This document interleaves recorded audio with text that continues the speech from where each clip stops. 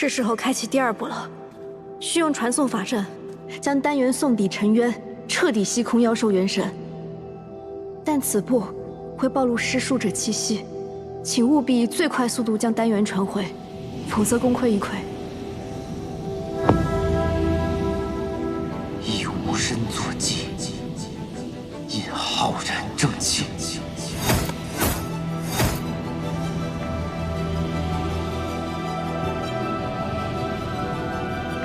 万千妖邪，阵风，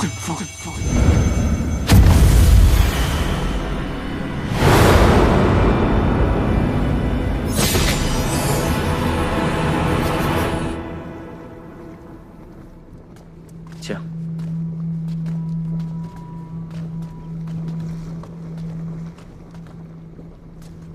请西君请看。 只需再过3日，妖兽君便能养成。届时，妖兽的数目、力量，都足以媲美100年前灵脉女仙豢养的妖兽。我过去一向嫌姬星渊绳床瓦造，上御旁风，没想到这个穷山恶水，哼，居然派上了用场。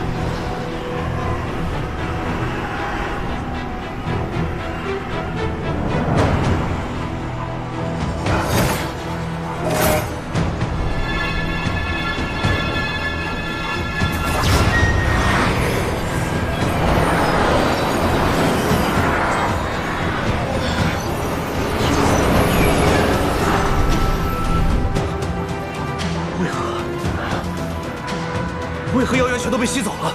这……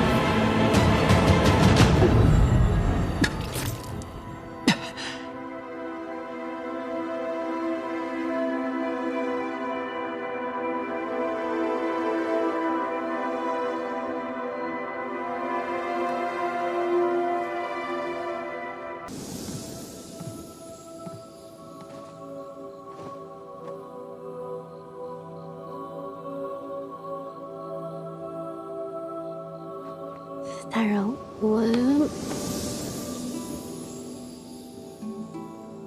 他摸我，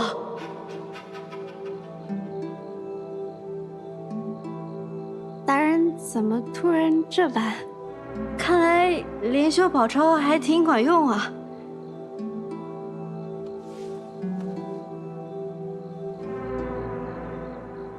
不行，我得抢回主动权。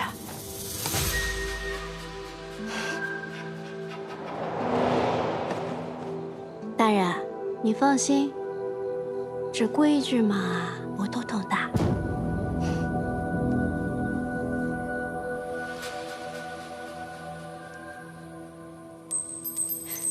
让我来找找。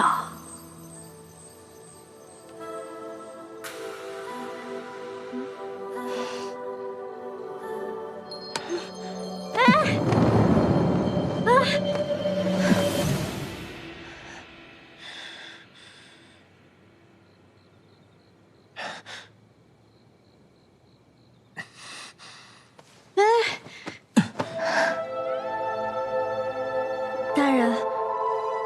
今晚都准备好了，毕竟我一直都是真心待大人的。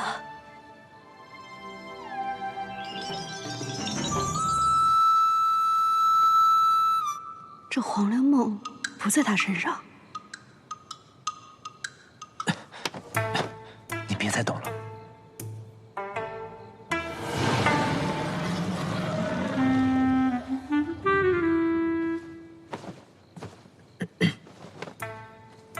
大人，你这身衣服我不喜欢，回头再说。那大人喜欢什么样的衣服啊？大人怎么就不？啊？等等，六境有灵脉的仙子，一出生就会种下引魂钉，封住灵脉。他方才是在探查我有没有种引魂钉。主上，若水的剑叶草拿到了，可有受伤？无碍。翠英，平日里以你的修为，你随意走动，我压根儿不会担心你会被他察觉。可今日一出现，就差点露了馅儿。是属下无能，无妨。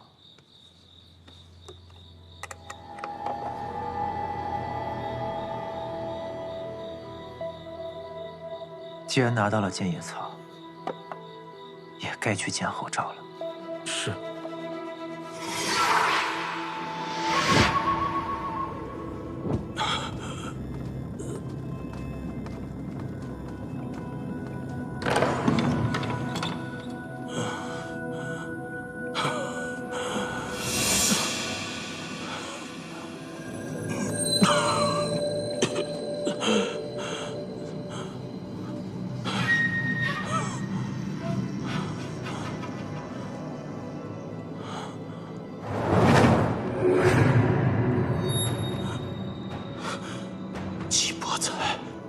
季伯哉，你好大的胆子！你竟敢求我在此！司马堂主事失踪，等上头调查下来，我看你能应付得了？你当真觉得自己这么重要？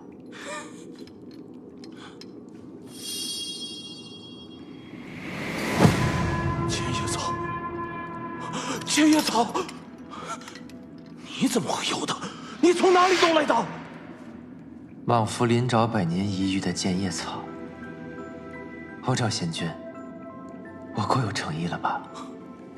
你女儿若水患有先天的五衰之症，有了她，后赵仙君毕生的夙愿就能够实现了吧？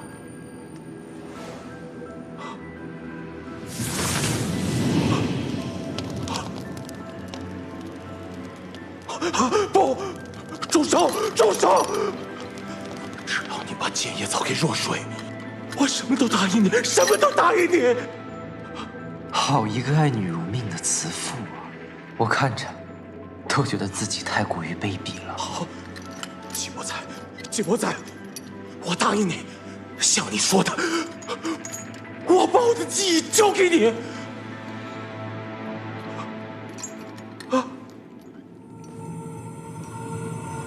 万方神灵，经后赵仙君允准，欲取其全部记忆。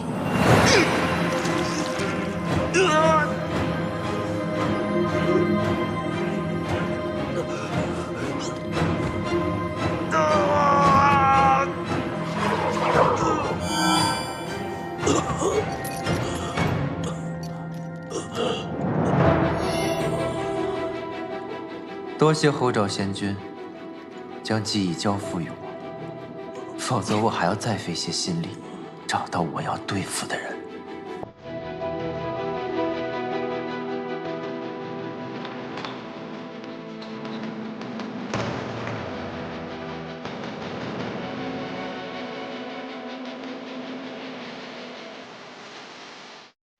不朽，把剑叶草给若水。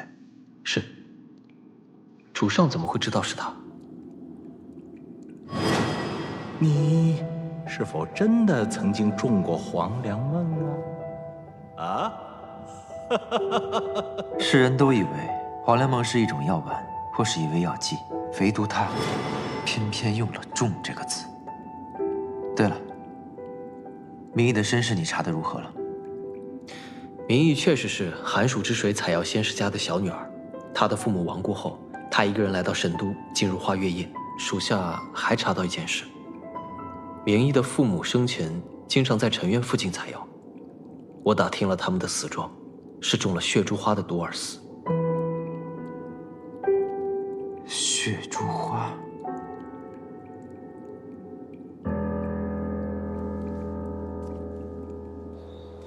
玉虫百年难遇，极难培养，能够破除结界，准确找到主人想要的东西。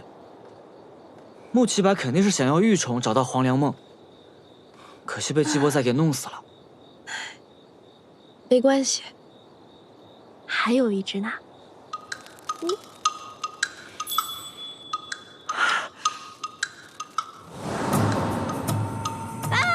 虫子！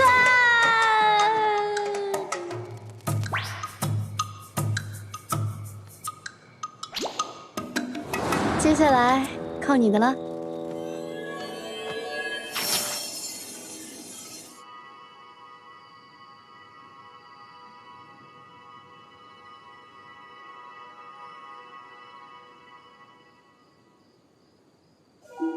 殿下，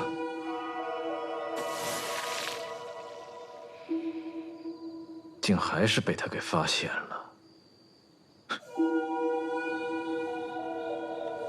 我已经切断了玉虫和原主的联系，从现在开始，他只听命于你，他会带我们找到黄粱梦。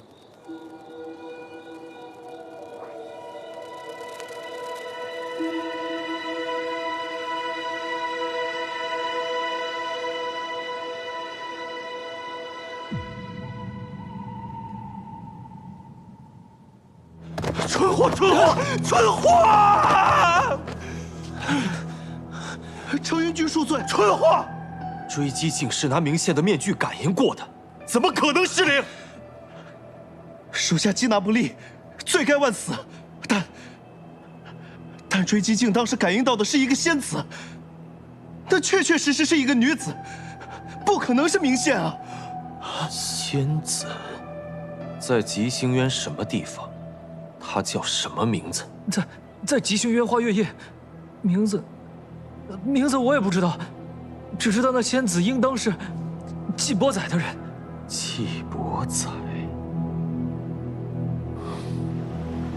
5日后，寿华判宫开始为下届青云大会遴选斗者，主上希望仙子陪同参加。劳烦仙子今日午后便与老身学一学神都的礼仪规矩，不要迟了。荀婆婆摆明了就是要试探你，你要是露馅了，我们就功亏一篑了。就是因为他故意试探我，所以我更要去啊！可这样太危险了。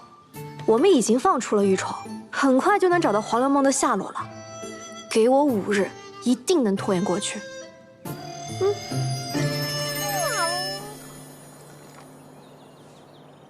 今日老身便考考你，你可知道这青云大会到底是什么6近千年前，为了争夺9重天的福泽，一直混战。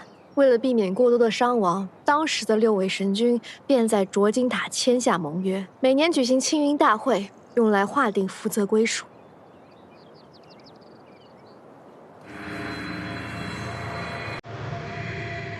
有了后赵的记忆，我们就能知道谁是当日杀死博仙子的凶手了。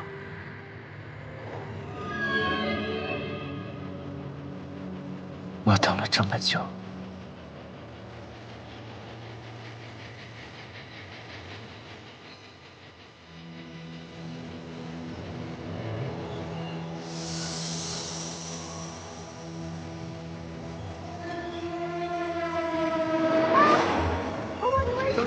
做错什么了？你打手我！拿过来，谁让你躲了？婆婆，你别打了我！你们在吵什么？大人救我！这荀婆婆都快把我打死了，你看这手肿的，连指环都戴不上了。荀婆婆，怎么回事？主上，老身考明义几个青云大会的问题，却发现他对青云大会的章程太过烂熟于心，远超寻常仙子。老身以为明义仙子的身份非常可疑，请主上明察。大人，你也不相信我吗？荀婆婆既然这么说了，我也一直很好奇。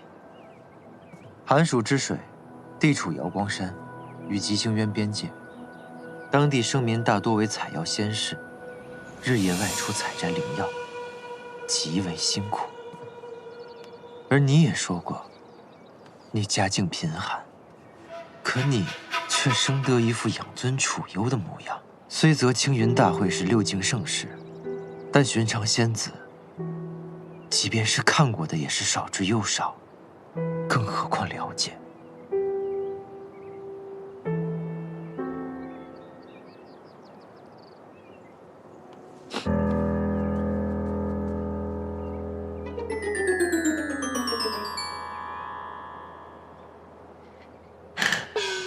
一年有365日，我阿爹360日都在采药，那双手有黑有红，就是没有肤色。我给他怎么洗都洗不掉，我从小就盼着那双手抱我。我阿娘靠做绣品补贴家用，几10年了，手上都是茧子，茧又生茧，却一直拦着不肯让我帮忙。就是这样的他们，培养出了大人口中养尊处优的我。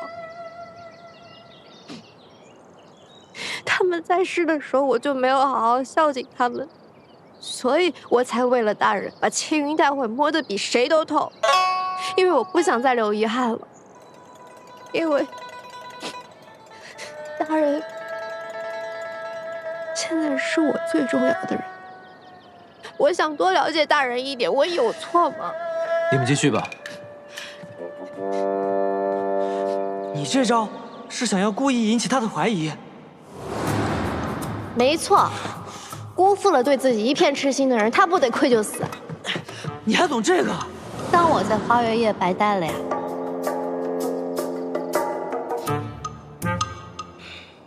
挺会哭的啊！过来。主上，外面发生什么事了？没事，继续。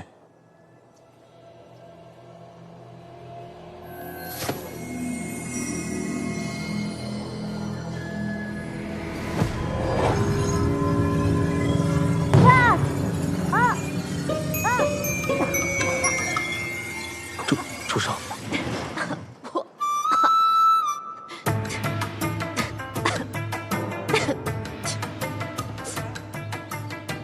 老身让你为神君准备进献的诛心膏，你是打算给老身做祭祀膏吗？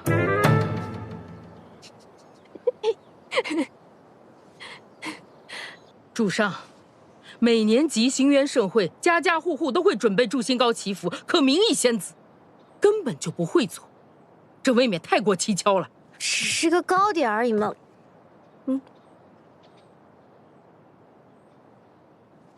诛心膏将薯玉蒸熟后与粉浆混合，加入糖、牛乳，还有各种鲜花，冷却之后定型而成。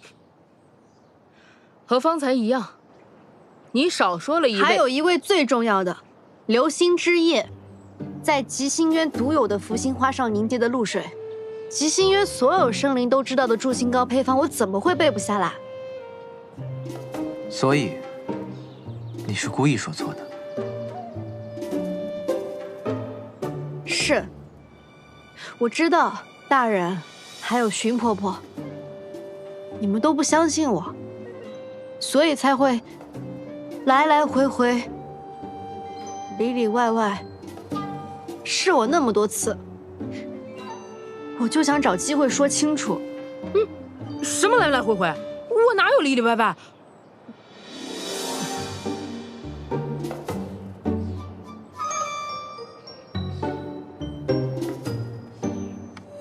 好好相处。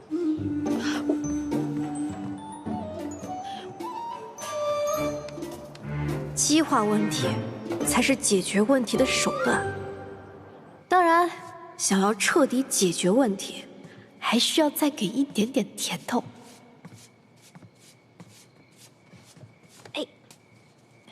哦，那你说说。哎，婆婆，姜，你这不是会做猪心糕吗？你又想耍什么花样？我本来不会的，这不婆婆一教我就会了。而且你今天那么累，我也得表示一下嘛。老身才不会上你的当。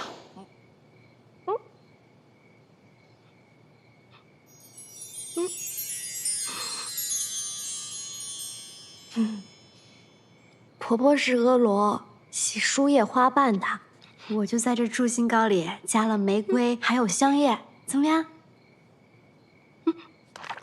我不吃，你出去吧。哎呀，婆婆，别这样嘛！婆婆，我是真想跟你做朋友的。你看，季大人把我留下来了，你怀疑我有问题，我一点小错你就往上报，那不影响大人时间吗？不如这样，咱俩和平共处，你多观察观察我，我要没错呢，那也就罢了；若是我有错，你抓我个大的，直接把我赶走，这不一劳永逸吗？婆婆，我就是想待季大人好。季大人是罪囚出身，身边也没个知心人。婆婆想必也是半路跟着大人的吧？怎么就对大人那么忠心呢？也不怕说给你听。主上对我是有大恩的。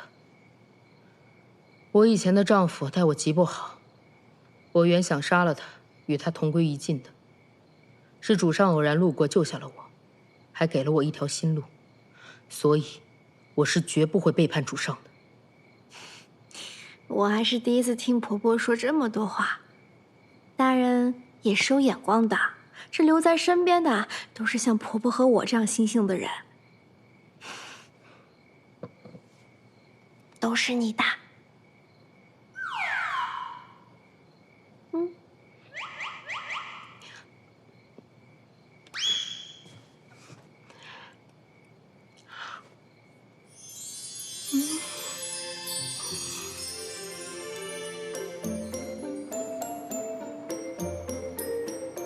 好不好吃啊？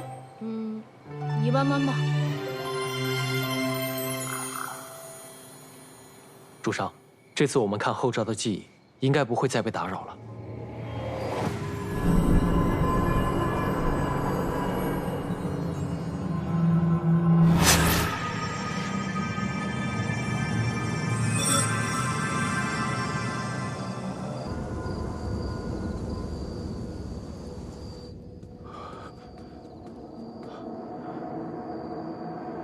殿下，我们用了各种手段，这薄玉兰她就是什么都不招啊！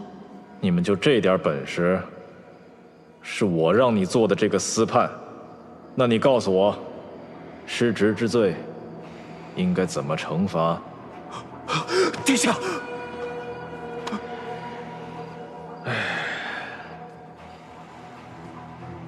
还是让我来教教你吧。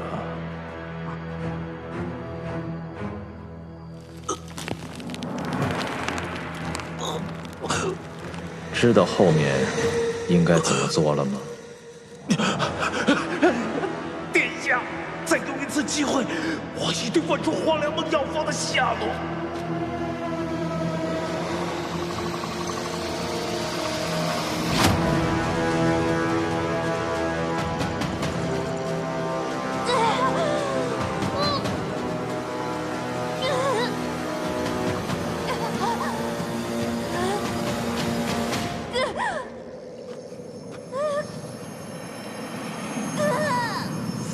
那位没那么好应付吧？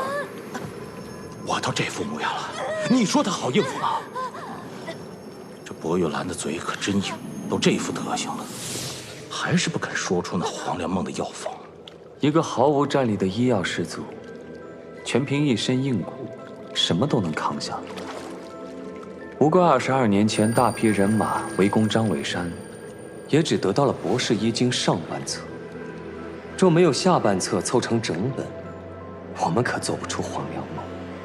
行了行了，说什么丧气话？如果问不出，怎么和上面那位交代？谁都别想好过。我还有一招，勾魂摄魄。此招甚是歹毒啊，勾人魂魄，引人心魔，使人不得不吐露真言。若这都问不出，那只能是薄玉兰她自己也不知道黄粱梦药方的下落。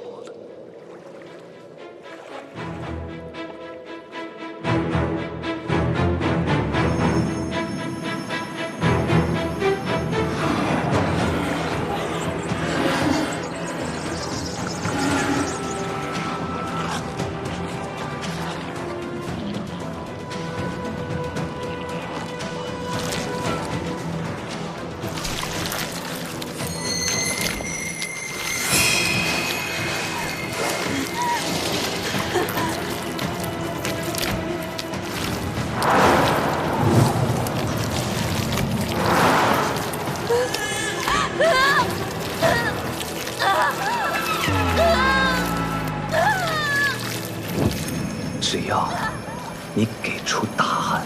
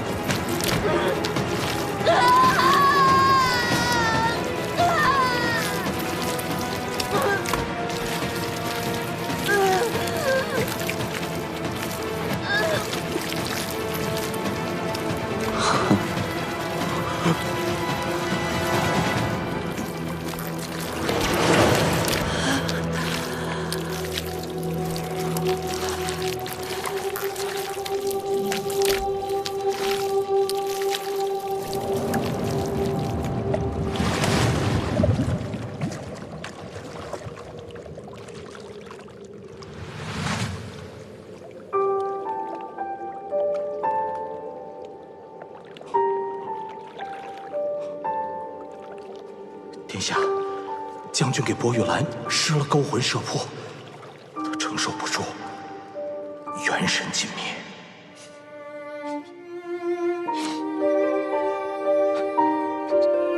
师父，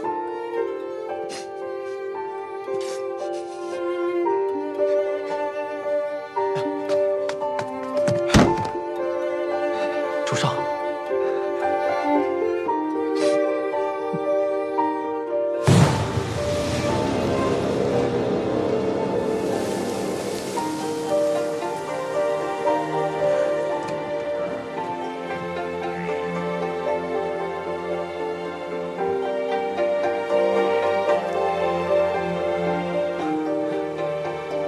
黄粱梦不是，像是他做了个噩梦。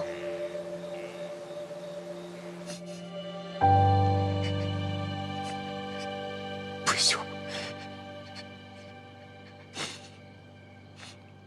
师父是被他们虐待致死的。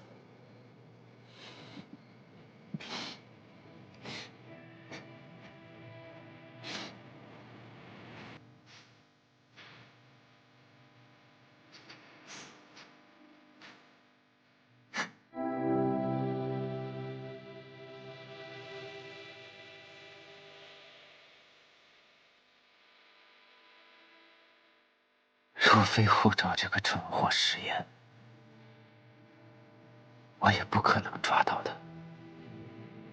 如今多亏了他，我总算是知道了害死师父的凶手都是谁。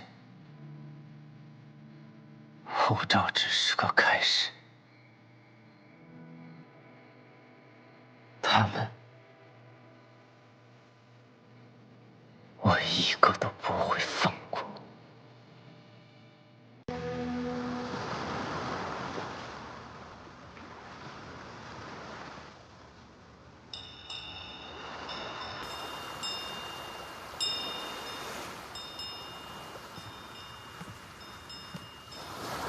其实今晚你可以不用来的。韩风君设的宴席，我怎么能不去呢？我是想说，前任司判失踪，穆西柏一直代为打理司判堂，今日不过就是一个谢人宴而已。我都上大人船了，大人才跟我说这些，我会以为是担心我出什么情况，跟我提前交代呢。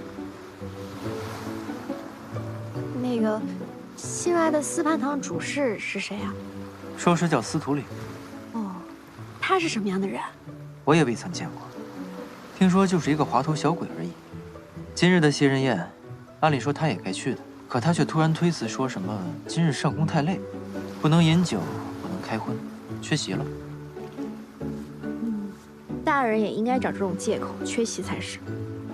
我不想溜，该面对的事情，怎么都要面对。我懂了，大人就是担心韩风君再给你塞人，才带上我的。是。我不喜欢别人塞给我的，我喜欢自己选的。嗯。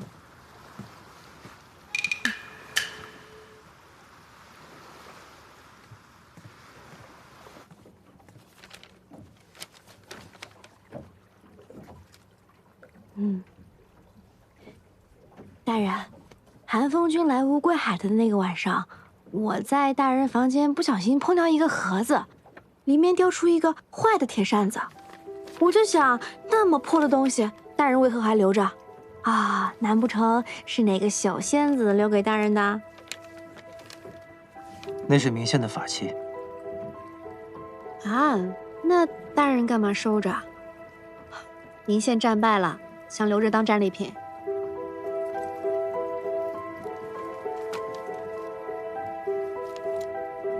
其实，他的确如外界传闻一般，是个极具天赋的斗者。甚至我当时觉得，他未必赢不了我。但不知为何，他的灵力仿佛突然枯竭了一般。于是我也难以收回我的灵力，险些将他杀了。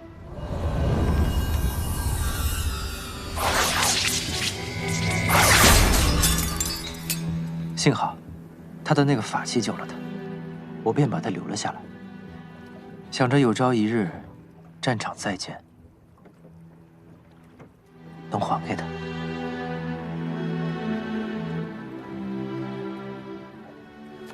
怎么突然说起这个了？你就当没听过吧。他说的不似作伪，难道给我下离恨天的人不是他？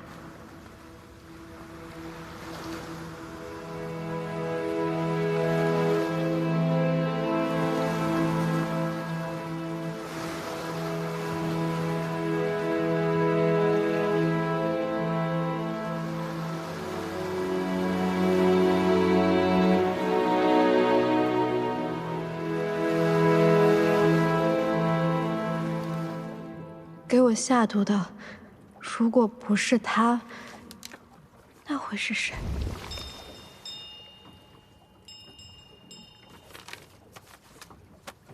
到了。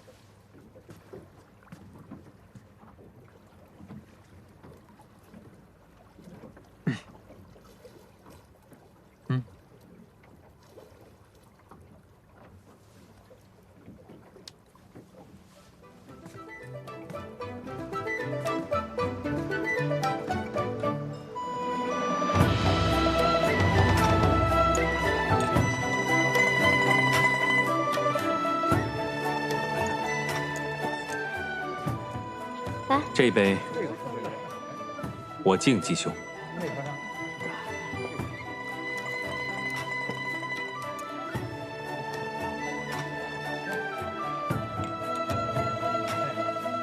你看，如今在下有人管着，明义不让我饮酒，不如这杯就让明义来带我饮吧。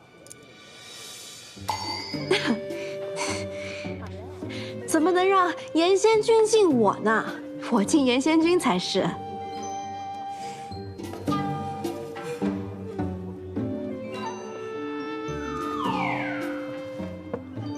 在下从未见过继兄在外饮食，这是为何？哪能的？我家大人在花月夜每次吃的跟猪一样，你看他，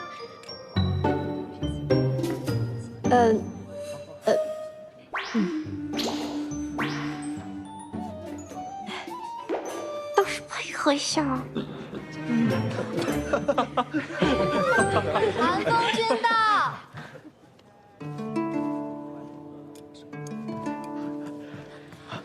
恭迎寒风君。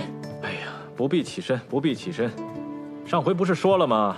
以后你们都像博仔老弟一样就好了，还愣着看什么？都把手放下啊！手放下。今日给新任司判腾出卧房，你们猜怎么着？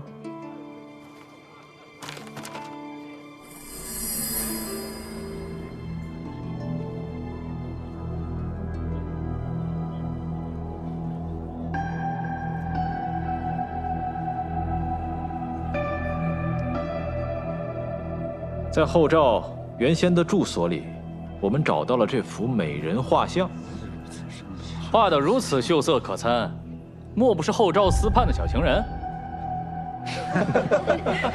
后赵不知去向，难不成是和这仙子私奔了？哎，诸位，你们都看看，看有谁识得这位画中仙吗？用什么法术画的？他竟还能动？能被这罕见术法所化，必是特别之人。季兄与哪家仙子都相熟，瞧瞧，可认识他？即便我相熟的仙子多，那也是过去的事了。如今心中只有明义一个人。季兄转了性子，都会惧内了。这画中仙，可瞧着像是季兄会喜欢的。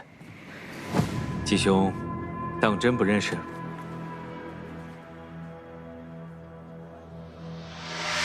季兄，要不再仔细瞧瞧？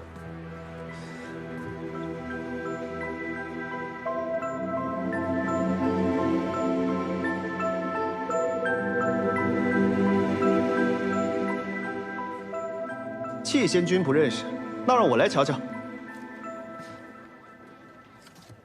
这仙子当真是风雨啊！哎，让我也瞧瞧。嚯，这樱桃小口，若是能一亲芳泽，当真不枉啊！这神仙妙法，画中仙还可动作。倘若能换些姿势，岂不是更好？丈夫胸中存沟壑，美人一笑总倾城。相与交颈明月夜，念念不忘惹相思。孙仙君，没事吧？酒量不好就少喝点吧。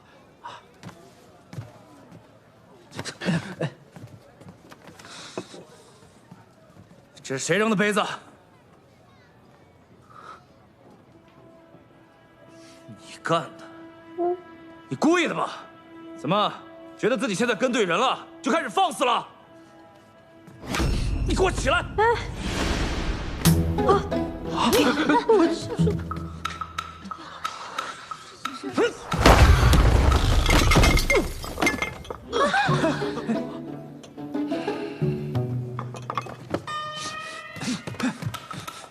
季贤君，孙辽也曾与你同台青云大会，你未免过了吧？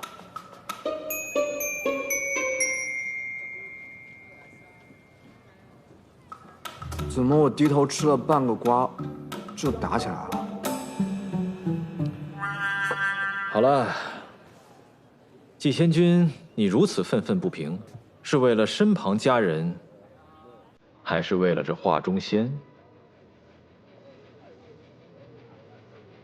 哼！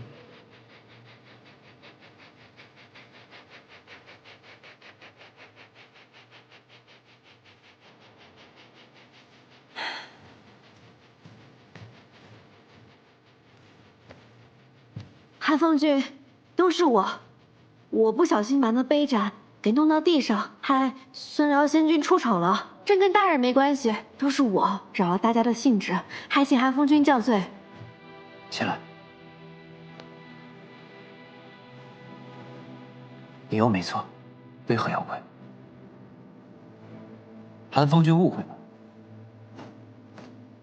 在下方才所为，无非是为了维护心爱之人。若是日后寒风君遇到真爱，便会理解。无耻之徒，不聊之地，我们就先不聊了。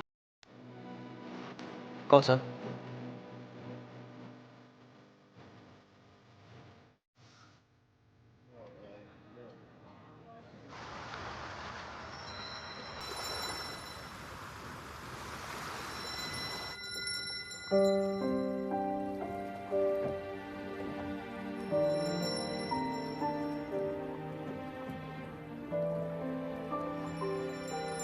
其实我刚刚是故意的。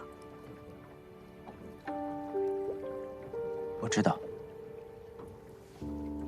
那我算不算是惹祸了？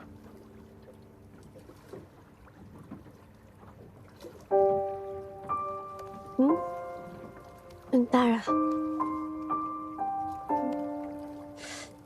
别动，不用担心那些。送你回去之后，我还有正事要办，你就好好休息吧。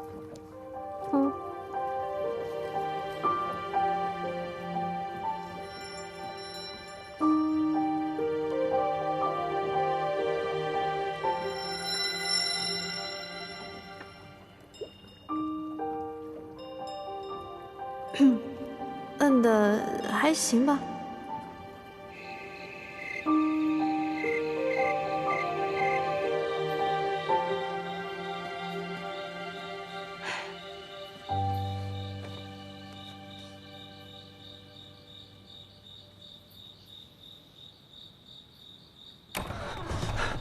明玉，别发呆了，玉种有反应了。正好季伯仔出门了，走。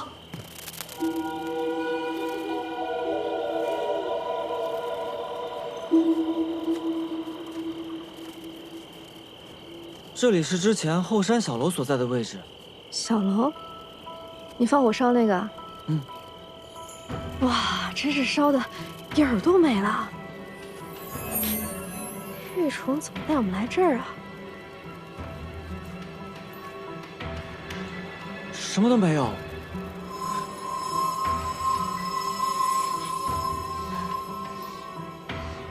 好了好了，我来吧。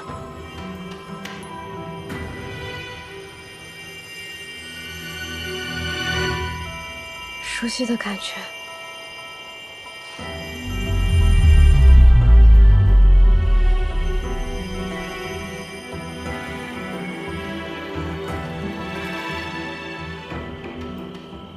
季伯仔把灵犀井藏这儿了。灵犀井？不可能！他真正的实力比我想的还要强，这居然已经到了能把灵犀井化成实地的程度了。只是给自己找了个藏宝圣地。那我都把火给烧过来了，季伯仔他提都不带提的。估计是觉得我们来路不明，不想提前暴露。哎，怎么没提了？不是把我送走了吗？要不是多亏我的聪明才智，怎么会给你这放火都放不利索的破事擦屁股啊？这就是灵犀，这就是灵犀井啊！哇，二七，你现在学会扯开话题了。嘻。玉虫确实感知到了，那说明黄粱梦就在这儿，该怎么办呢？除非跟季伯仔互通神识，否则没有人能擅长他的灵犀井。可你是明宪，6境之中最不可能跟季伯仔互通神识的人。明宪不行，但你现在是季伯仔从花月夜带出来的小仙子明义。你想说什么？6境规矩，缔结姻缘，新婚夫妇需要通过姻缘石结下心印，之后便可共通神识。还真别说，是个捷径啊，是吧？是吧？简单吧？而且动武都不用动武，打架都不用打架，你就成个婚就可以了嘛，很简单的，相信你易如反掌。等，那理起来简单不？我还要回阳光山呢，麻不麻烦呢？简单，简单，到时候你俩一议定，划掉名字就可以了。行，就这么办。哎，你什么时候知道这些的？啊，季伯仔看着可不像会与你成婚，任重道远啊。哎呀，让他带我回乌龟海就很难了，他连公主都不愿意娶，怎么能让他娶我呀？这季仙君，你如此愤愤不平，是为了身旁佳人，还是为了这画中仙？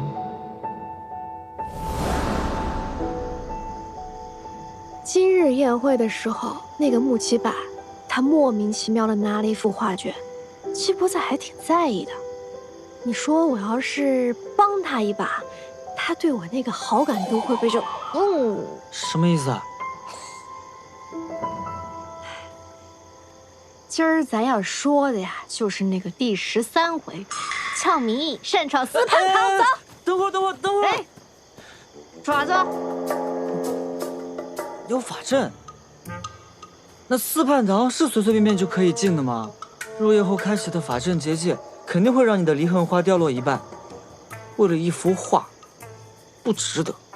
既然张台已经提到那个明星多半是跟着我来姬星渊了，那我的行踪也不可能永远瞒得住。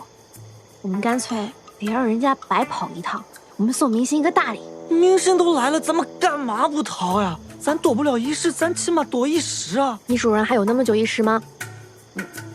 那也不行。第14回，俏明义，富贵险中求，走！不是，什么叫俏明义，富贵险中求啊？富贵险中求，你天天富贵了，我天天险中求，我又往哪里跑？这都是少年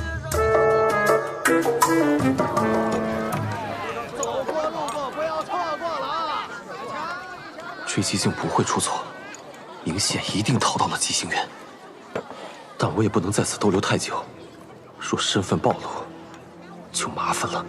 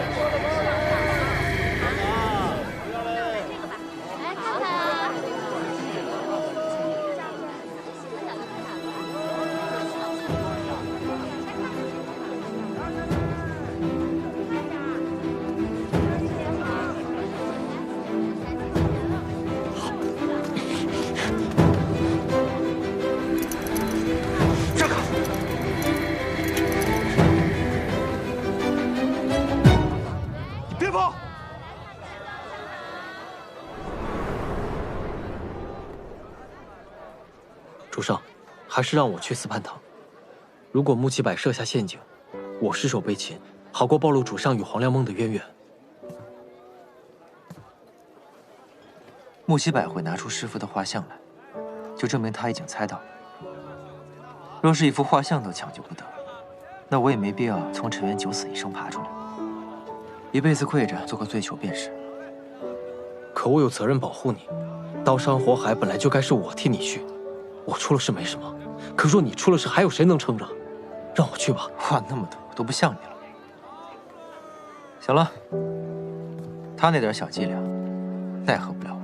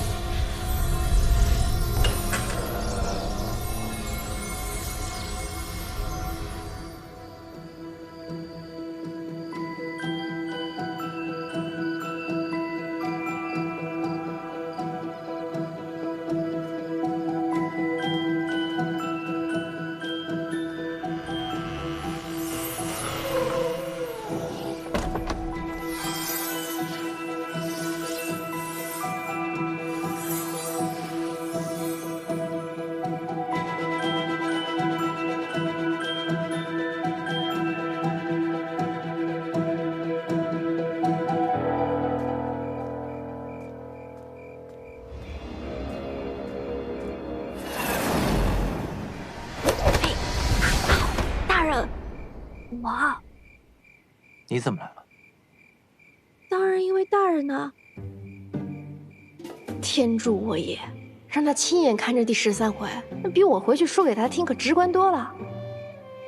宴会上那幅画，对大人来说意义非凡吧？我一眼就看出来了。我就想着，大人收留了我，我总得为大人做点什么吧，是不是？所以你就跑过来了。不入虎穴，焉得虎子？那你又是怎么进来的呢？司泮堂的结界法阵，你一个寻常仙子，就这么大摇大摆的进来了？倒也没有大摇大摆了，但确实是光明正大的。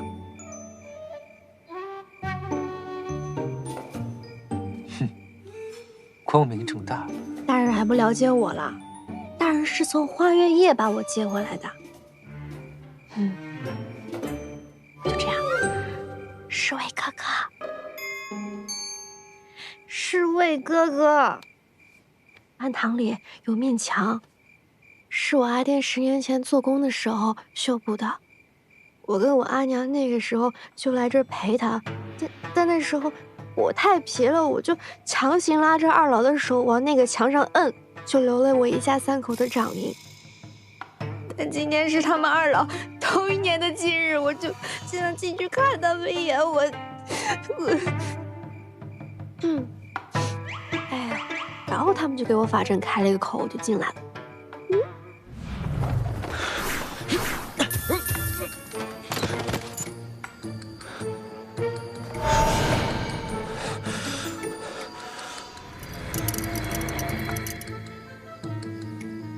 那小崽子干的。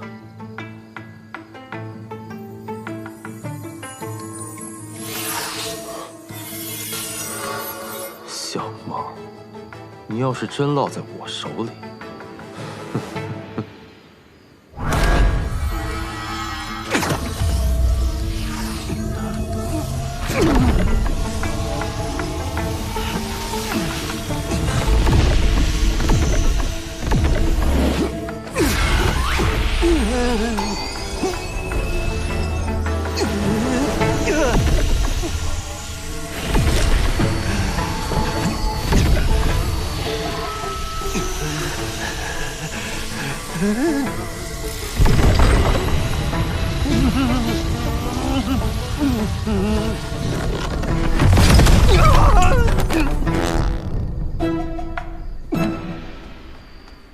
蠢东西！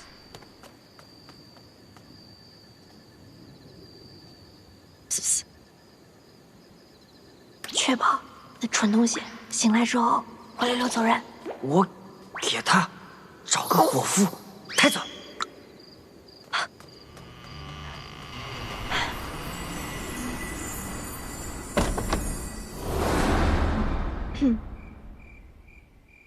你怎么知道墙上有那东西？靠边啊，根本没有。哦，那他们就信了。哎呀，我就加了点动作，我稍稍扯了扯衣领，他们还能不信啊？够了，够了，走。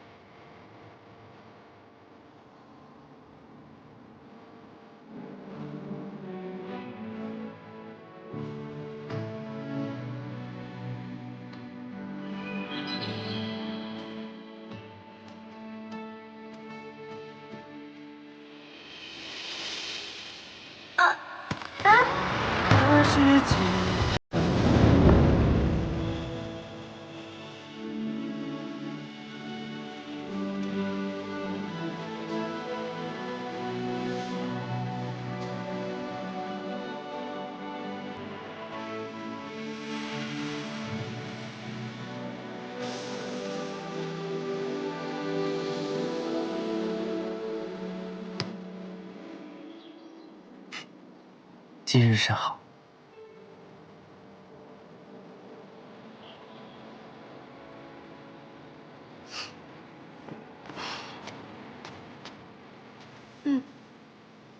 甚好。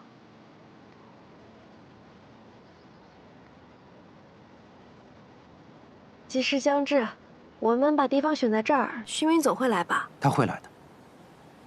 他知道这场婚礼就是为他而办的。狐狸天性好奇，就算明知山有虎，他也会想知道为他设了什么陷阱。到时候见机行事，打开他的幻境，就能救出张太。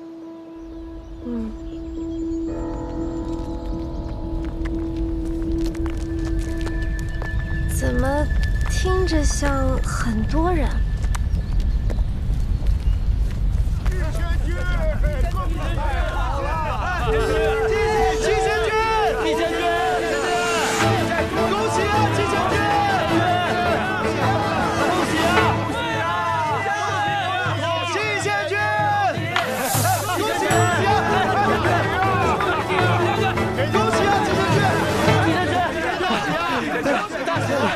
季贤君，你这事儿办得不地道，怎么大会也不通知我们一声？就是啊，你这喜事也办得太冷清了，就摆这几桌呀，还搞得跟狐狸洞似的。还好我们提前收到消息啊，才来得及赶过来，帮你啊好好热闹一番。诸位是怎么知道的？这你就别管了。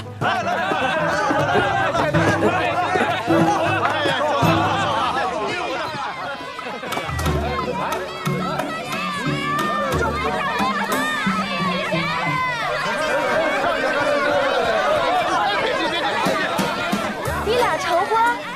我本来听说是还不相信，现在看来是真的了。仙君过去还骗我们，说要和我们所有人共度余生，结果扭头就只娶明一个了。娶了也好，但是这婚礼总应该告诉我们吧？对啊，就是啊，怎么不告诉啊？礼物了。好了好了，还是祝你们百年好合吧。礼物准备好了，谢谢，多谢多谢。季贤君都不告诉我，你们怎么也来了？明义，你怎么突然要跟季贤君办婚礼了？你们想到办法救张台了吗？你跟张台关系这么好，你不可能弃他于不顾吧？还是说这也是你们的计谋之一？放心，我都安排好了。就你们怎么知道我要跟他成婚的？诸位等一等，没有将此事告诉诸位，的确是我的疏忽。但我有个疑问，诸位是怎么知道我要跟明义成婚的？当然是我通知大家的了。孟仙君，季贤君、明义仙子，你们可真不够意思。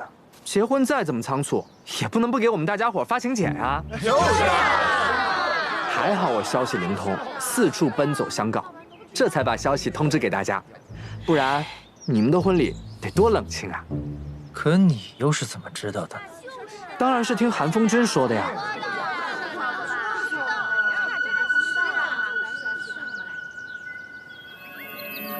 哎，来，新婚贺礼。嘿嘿。当时我就在想，这大好消息，可不能我一个人独享，我就立刻去分享给大家了，对吧，妍笑？孟仙君，多谢你的好意了，但是我们时间太仓促，也就没想大操大办。谁想到？看出来了，连宴席都只摆了这么点儿。我理解你们想要低调，但婚姻大事可不能怠慢。你等着，我这就给你们再变几桌。不必了。别客气，别客气，我乃九仙世家出身，骗这些可厉害了。你等着。公主到。天机来了。参见公主。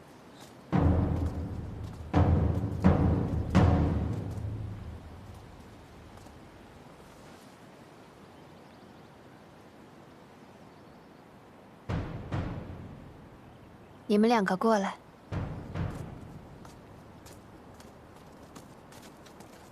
给我吧。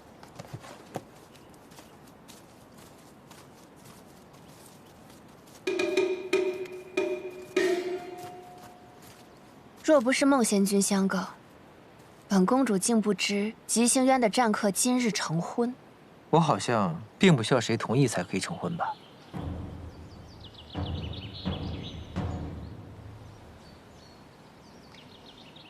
夫君病重，自然是没人把我当回事。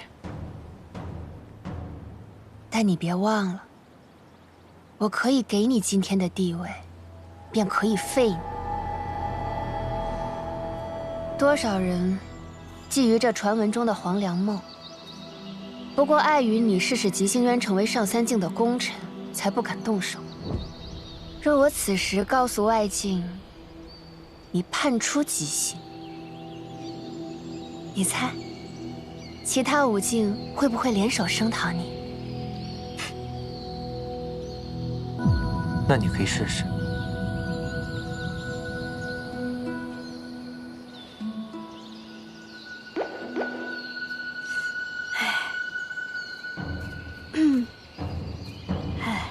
那个，我算是看明白了，公主，你根本不爱姬大人，你就是需要他。神君病重，现在神宫中没人在乎你，但是联姻不是联盟的最佳选择，利益才是。啊，大人，你作为斗者呢，确实拿到了好处，在吉星渊自然有人为你撑腰，这也是事实。那既然大家都拿到了好处，而我们又需要彼此，不如各退一步。我家夫人可真是聪慧啊！今日这场婚礼，我势在必行。既然我们已经在一条船上了，公主，你不妨开个条件，别闹那么僵嘛。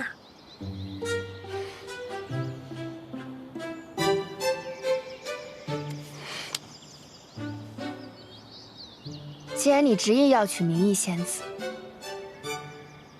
也可以。办婚礼都随你，但今日本公主下令，斗者季伯载不可与他人缔结心印，互通神识，以免受到影响，祸及下届青云大会。公主是这么个事儿，别好这是心意的。我们都各退让一步，还不快谢谢天机公主？我谢谢。成交。秋云，将我的贺礼送给季仙君。婚礼你们好好办，我就不参加了。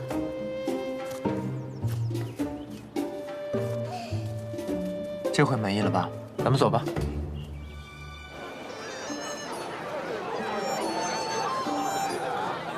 大家看看了！仙子，来看看我们家的衣裳呀，什么样式的都有。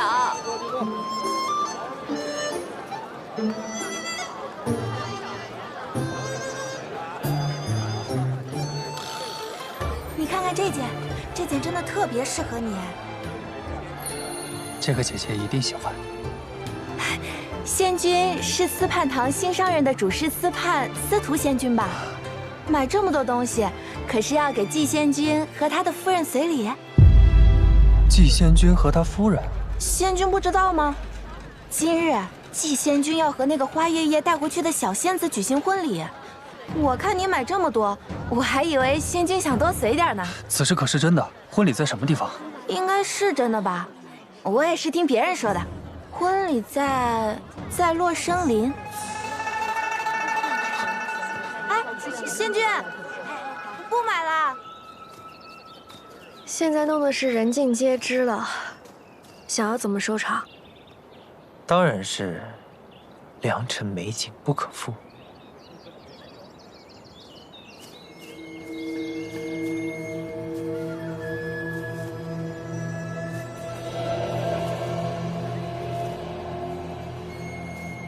夫人，吉时到了。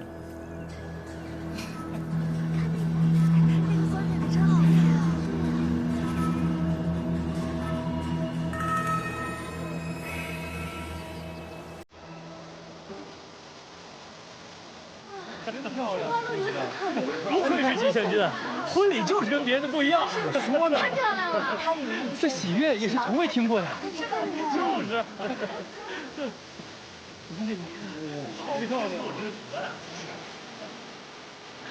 让我远，这个没香啊。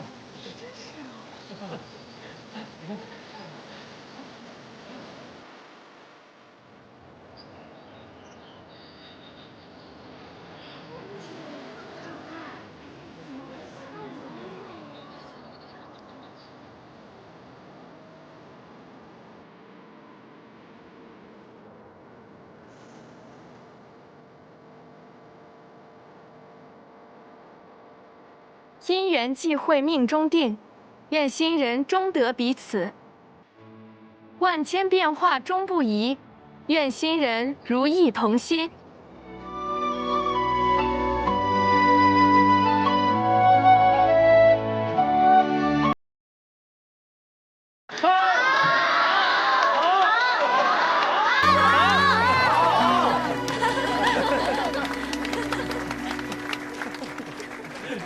真是能干你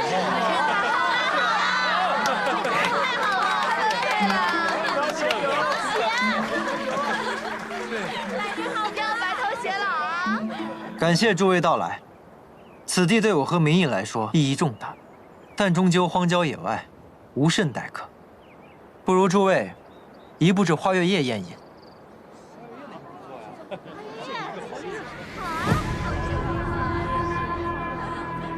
这店儿挺好的，我还没玩够呢。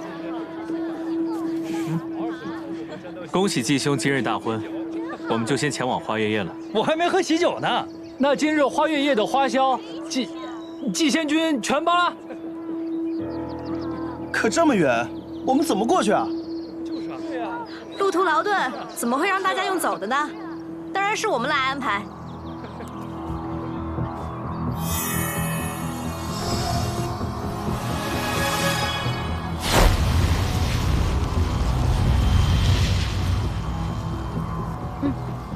大家随我来。走，咱们去。走。